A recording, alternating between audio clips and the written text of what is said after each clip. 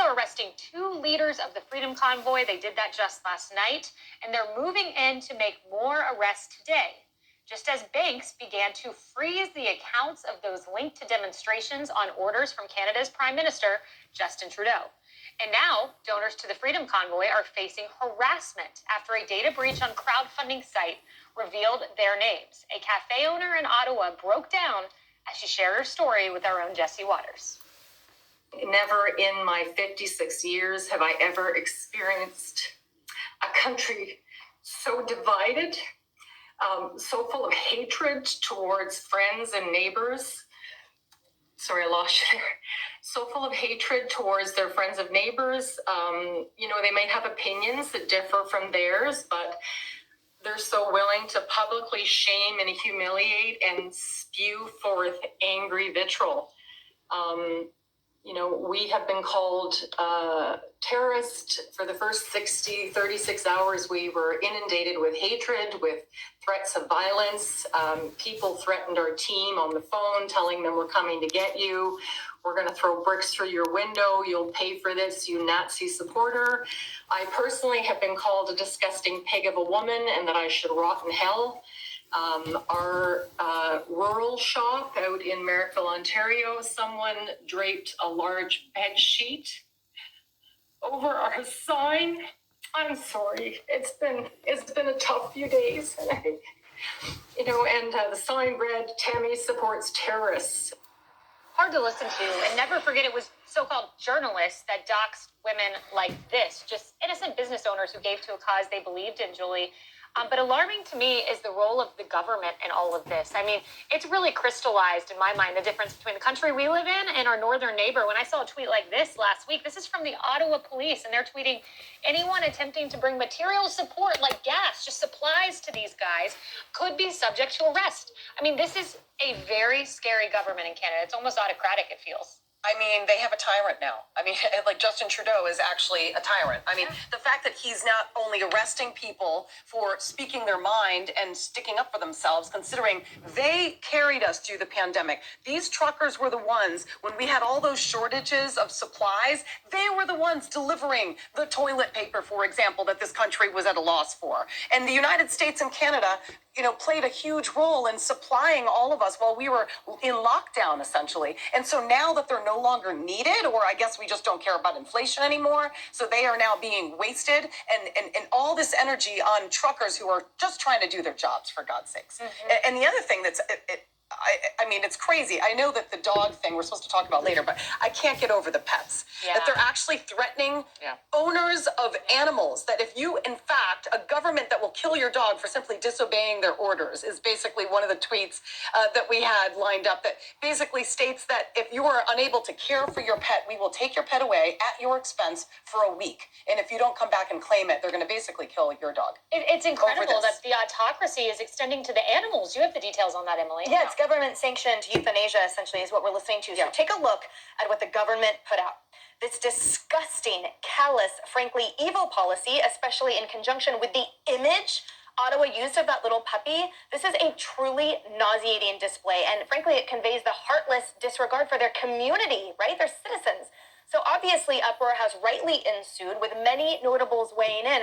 For example, Congressman Jeremy Faison tweeting out that a government that will kill your dog for simply disobeying their orders on a public demonstration will eventually have no issue killing you for the same. Trudeau is a fool and a tyrant. Former Senator Orrin Hatch weighing in also, he said, "We are taking away your puppies is a great way to show you that we no longer worry about the optics of this crackdown." He's exactly right. Even El Salvador's president, you guys, calling for more international condemnation, and also tweeting, what would happen if a Latin American government did this to its political opposition, right? There'd probably be a different and even more pronounced uproar. And then just an average Canadian summing it up, in my opinion. He tweeted, "This is an unusual form of cruelty. How will your relationship with your community survive this? Really? You know these are working class people. How do you ever expect them to trust you again, Justin Trudeau? Have you thought that far ahead? Does it even matter to you?" And I predict the answer is that relationship will not survive this. And by the time it matters to the government, it will be too late. And those are eye-opening tweets. Very powerful, Emily. You're exactly right. Jimmy, very few journalists have taken the time to actually go talk to the truckers. We know elitist Trudeau won't actually go talk to them, but Michelle Goldberg of the New York Times did. Here's something she found. There were plenty of people on the streets who seemed genuinely baffled by the media's description of them as part of a far-right movement. They've been infuriated and in some cases unmoored by Canada's pandemic restrictions, which have been stricter than America's. Here's where you come in, Jimmy. As the National Post reported, during the Omicron wave, the provinces of Quebec and Ontario closed schools and imposed blanket bans on indoor dining, gyms, and bars. And Quebec enacted a 10 p.m. curfew. Jimmy, I just think you couldn't last with the 10 p.m. curfew. Listen, the person I empathize the most with in this story is actually the gelato store owner, because I look like a guy who gets paid in gelato. Let's be honest. But here's the thing, and I want to make a good point about these truckers, because I talk to non-stop truckers on the phone on my nationally syndicated radio show, which you can listen to Monday through Friday on 100 stations. Hey, girl. I have talked to so many truckers. I actually have to stop talking to truckers because I'm starting to say the word a boot. You understand? I've adopted their accent, but I want to echo that earlier point that this is not a conservative moment. This is a freedom moment. These are just objective observers who've seen flimsy science used as a justification to trample freedom.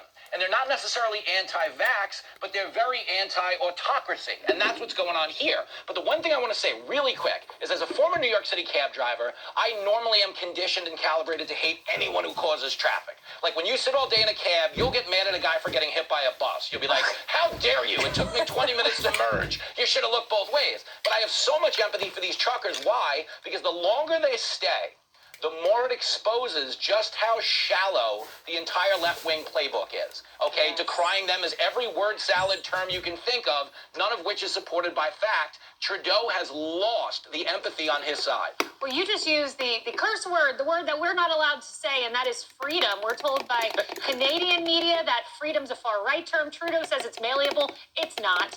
And then, of course, CNN says whatever that means. Well, here's a reminder, Dagan, from a president who I know, who I don't know, but I love very much. Here's a reminder. Let's listen. Freedom is never more than one generation away from extinction. We didn't pass it on to our children in the bloodstream. The only way they can inherit the freedom we have known is if we fight for it, protect it, defend it, and then hand it to them with the well-taught lessons of how they in their lifetime must do the same.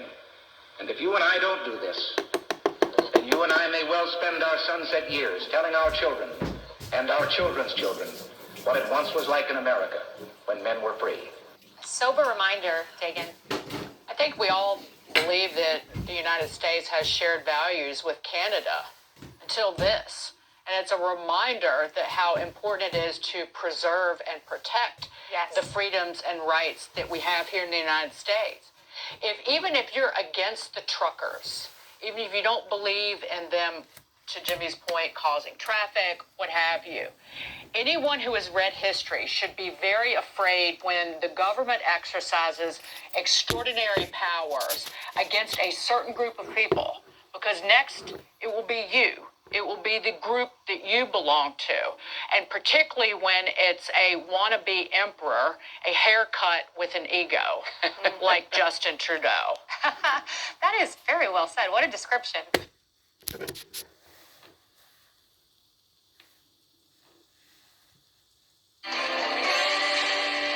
Justin Trudeau being accused of tyranny for his heavy-handed approach to crack down on the trucker protests. The Prime Minister invoking never-before-used emergency powers to try and stop the Freedom Convoy after being pressured by President Biden. We are not limiting people's freedom of speech. We are not limiting freedom of peaceful assembly. We are not preventing people from exercising their right to protest legally. We are reinforcing the principles, values, and institutions that keep all Canadians free. The Canadian government also going after the truckers' money by threatening to freeze protesters' personal bank accounts if they do not comply. This is about following the money. This is about stopping the financing of these illegal blockades. If your truck is being used in these illegal blockades, your corporate accounts will be frozen. The insurance on your vehicle will be suspended. Send your semi-trailers home. And Trudeau expanding money laundering and, quote, terrorism financing rules that deal with online fundraising. Protesters are calling it a power grab, but Trudeau is not backing off. I mean, there is another alternative, Jesse. Like, they could talk to the truckers and maybe come to some sort of They don't agreement, negotiate with terrorists. since the provinces are already peeling back these mandates. Right, yeah, they said Trump had a thing for dictators. What does Trudeau have? He's got a little bit more than a thing here. This is what happens during the pandemic. They kind of discovered these emergency powers that were tucked away into their constitutions. And so now they just declare everything an emergency. And then voila, emergency power. Compare everything to a threat or say anybody is racist, boom, anti-terror laws. And that's